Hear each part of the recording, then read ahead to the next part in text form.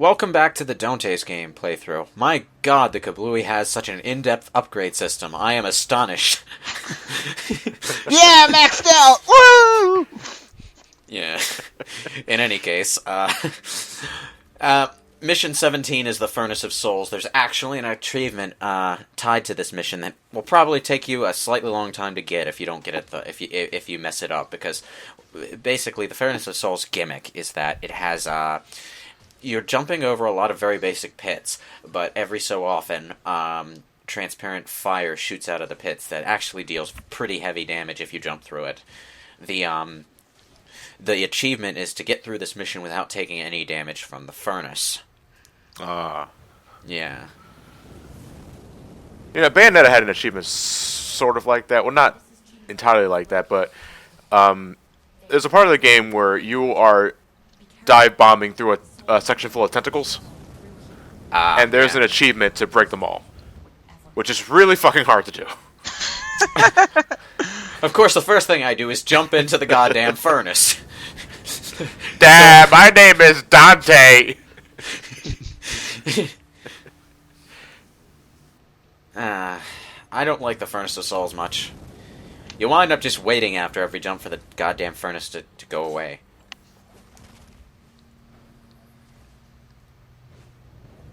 And this is going on throughout the entire level? Yeah. Oh, God. We're headed toward the inner sanctum, so the inside of the tower has a lot of demon worldly stuff going on. Also, the fire looks very PlayStation 1 to my eyes. I'm not really sure why.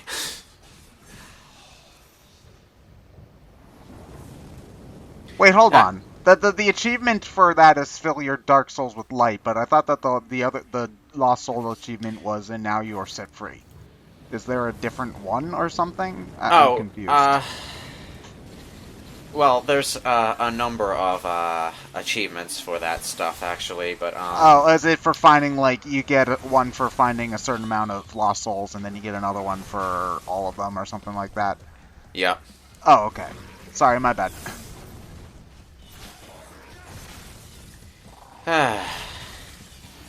I'm not fond of this area much at all. It's these internal areas of the tower that exist in the demon world do absolutely nothing at all with the limbo concept. Because they're just the demon world, and you've seen this kind of stuff all over the place in the other Devil May Cry games. It's not things are getting a little more stock. Yeah, it's not the inside of Monstro like in Devil May Cry 1 or anything, but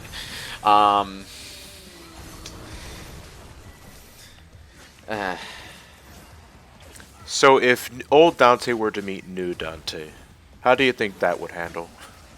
Well, the universe would implode from the massive space-time bullshit that's been going on there. No. The universe would implode because of their overblown masculinity concepts. You just can't have that much quote-unquote manliness in one room. I'm sorry. But the testosterone would just sort of leak out onto the floor from the TV. Yeah. Yeah, it would chemically react and become antimatter. Anyway, there's been actually quite a lot of meme images based on that idea, or YouTube videos like Dante reacts to new Dante, like as early as the launch trailer, in fact. Oh, what were they intersplice scenes from the trailers with quotes from the old Devil May Cry games? I'm guessing. Yeah. Like I think there was one that you know the scene from Devil May Cry 4 where Agnes gets shot after his boss fight, where Dante shoots him through his clipboard without even looking at him. They would like intersperse that with the scene of Dante Beta falling backwards off the side of a building. And then just for comedic effect, they add that really stock and generic sound, screaming sound. The Wilhelm scream? The Wilhelm scream. Yeah, the one that you see in like every YouTube video with a scream sound ever. Do you think was it because of fan outcry that they changed Beta Dante's look into something a little more masculine? they changed his look and his attitude to be closer to classic Dante, whereas the original was more like an emo smoker, and he never talked or really gave the impression of being a smartass at all, even in his mannerisms. He just had this really lazy kind of stoner look to him, really. Well, I can understand trying to reimagine the character for a reboot, but they have to be at least somewhat similar to the original character-wise.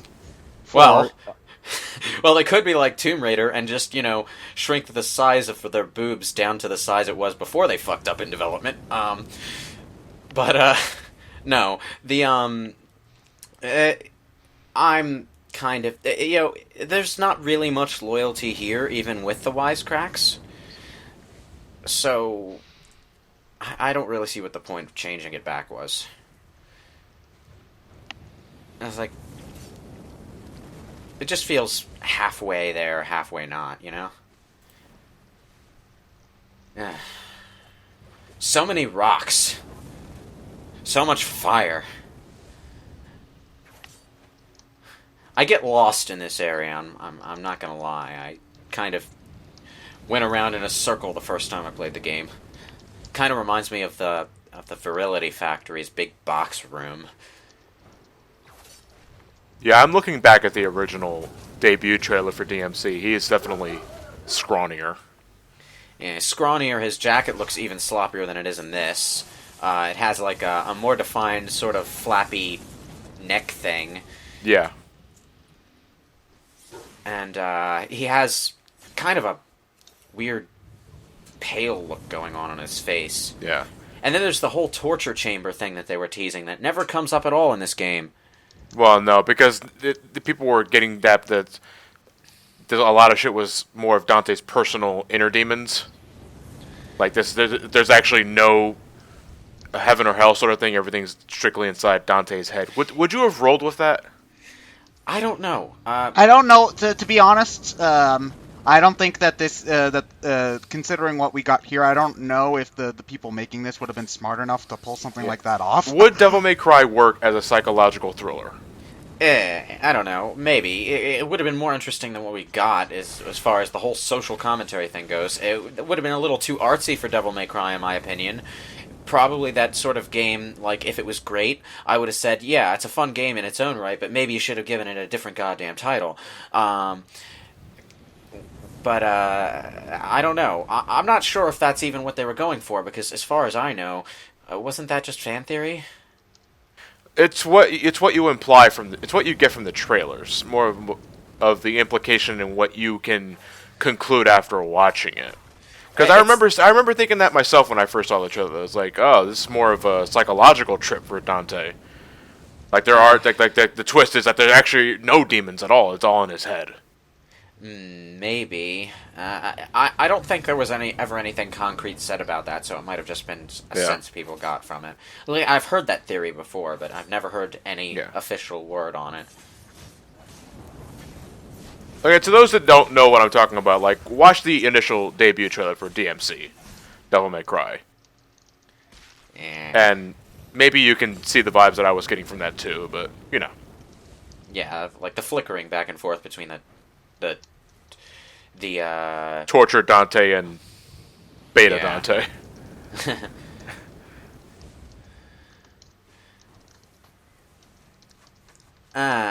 Luckily I found at least one gold key, so we can actually play a gold mission now. And what are we doing here? Something more interesting than jumping over rocks while flames... Which means you don't know. I don't care. It's a gold mission, so it's bound to be...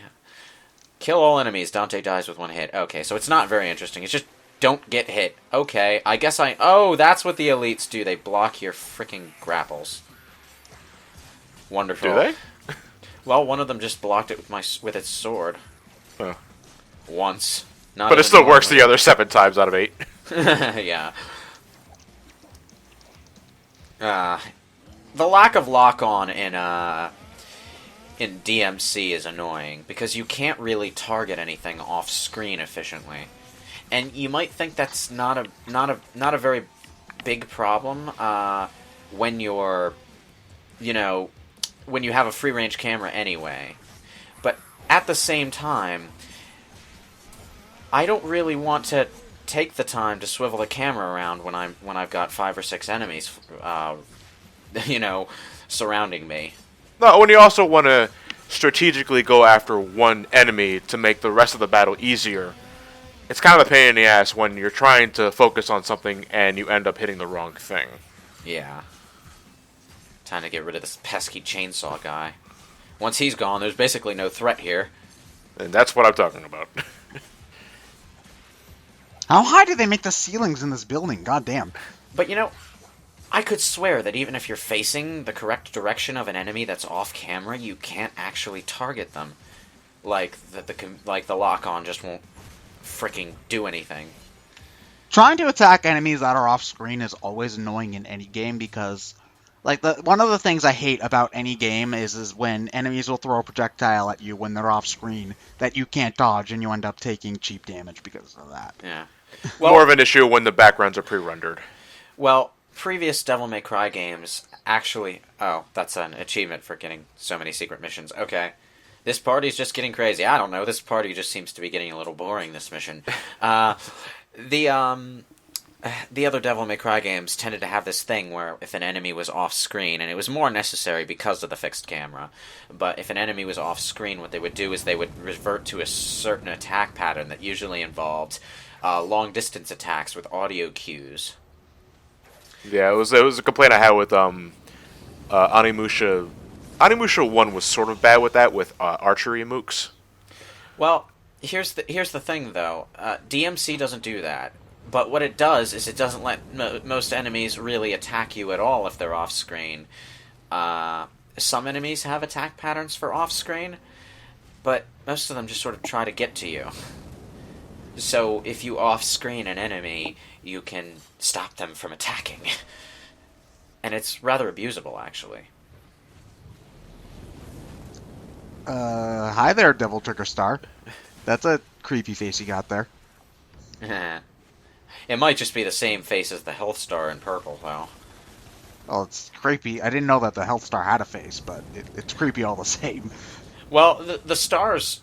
I'm not sure. The stars have faces in this, and they've never had a face before. Actually, as far as the graphics go, in the old Devil May Cry games, the star items were the most generic of the bunch, because they were usually literally just recolors of the same item, as opposed to the orbs in Devil May Cry 3 specifically, where every color of orb had its own face and shape.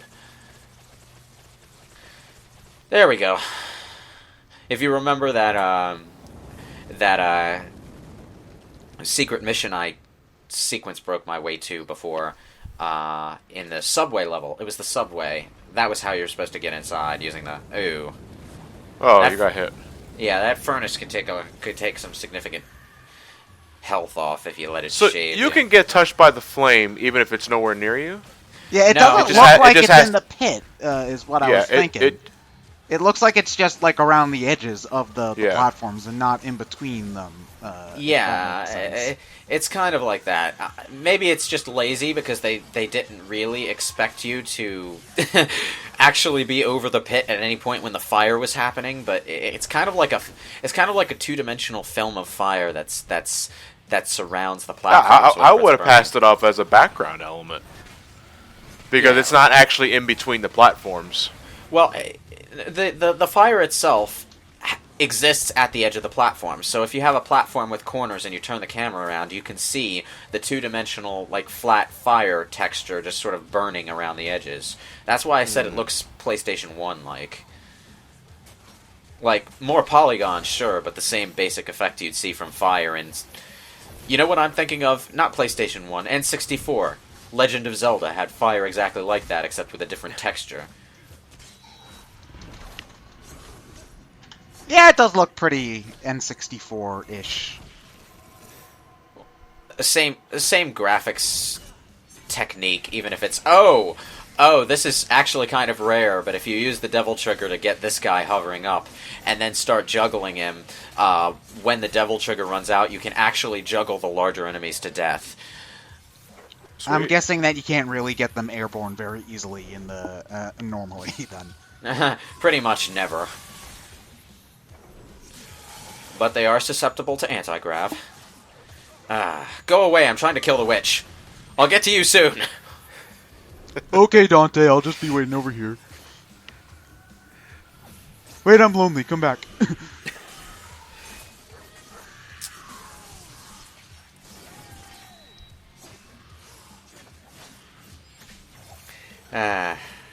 So is this the last major area in the whole game? There's one more mission next part that involves the interior of the tower. It's actually the mission I was talking about when I said that Dante and Virgil have an interesting dynamic. I'm using interesting lightly there. It's not that interesting at all. Oh, yeah, sticky bombs, I'm finding as I play this game for the second time, are actually the most effective way of taking out Dream Runners. So yeah, You don't really care about style points at this point. How many sticky bombs is it going to take, though? A lot. A lot. That is a satisfying explosion of red and white orbs. How many sticky bombs does it take to get to the center of a Dream Runner? Dante will never know. He never learned how to count. 1, 2, 4. Shit. Would explain why you got off on the wrong floor. 1, 2, 5, 3, sir. 3. God damn it. You know, I thought that for once we'd be able to get through a game without a Monty Python reference. I don't remember the last time we made a Monty Python we reference. didn't make one in Sonic Boom. We're not done with Sonic Boom yet as the time of this recording, John. Shh, Ted, don't tell them, they'll know.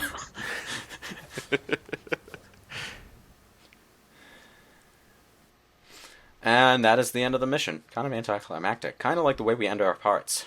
Just sort of ends.